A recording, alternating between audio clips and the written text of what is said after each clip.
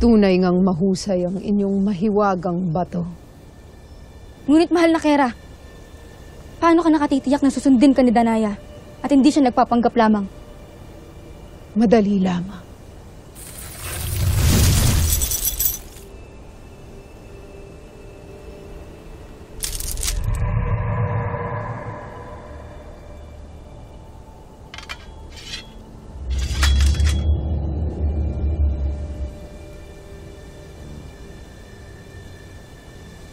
Patunayan mo ang iyong katapatan sa akin.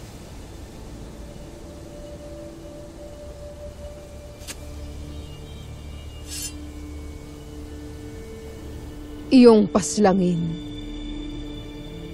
ang nilalang sa iyong harapan. Mahal na Kera, wala sa usapan natin to.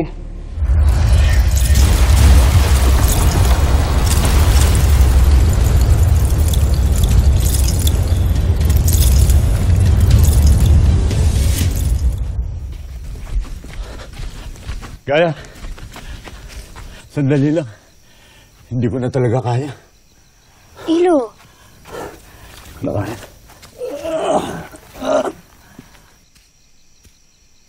Ngunit Ilo, ilang sandali na lamang ay naroon na tayo. Makikita natin at makakasama ang aking kapatid at si Ada. Kaya bumangon ka na, Ilo. Matagal ko na rin silang gustong makita. Ngunit saglit lang. Matagal ko na rin pong hindi nakikita si Ada. Kung siguro di ako namatay, malaki na rin ako ngayon. Mas matanda naman ako kay Tera. Di ba, Ilo?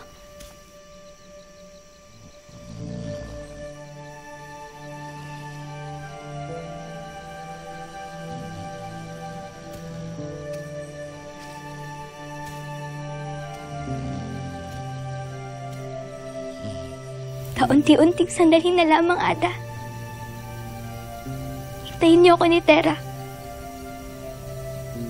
May kita ko na rin kayong dalawa.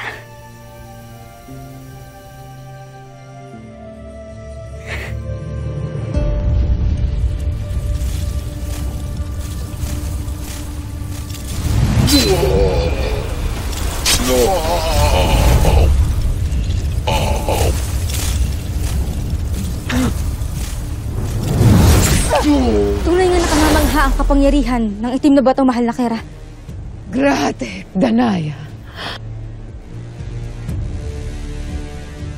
Grate. Isang karangalan. Lahat ay aking gagawin alang-alang sa'yo. Mahal na Kera. Ngayon na napatunayan mo na ang iyong katapatan sa akin. Panahon na upang iyong gawin ang mas mahalagang tungkulin. Tumungo ka sa mga sangre at iyong paslangin ang sarili mong anak na si Tera. Masusunod. Mahal na Kera. At pagkatapos, ay kunin mo ang kanilang mga brilyante upang maibigay sa akin. At para makatulong sa iyo, aking ibabalik ang iyong kapangyarihang maglaho.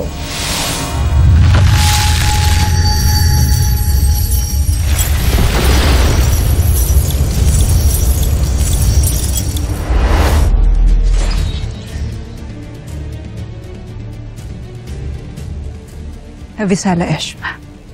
Kera.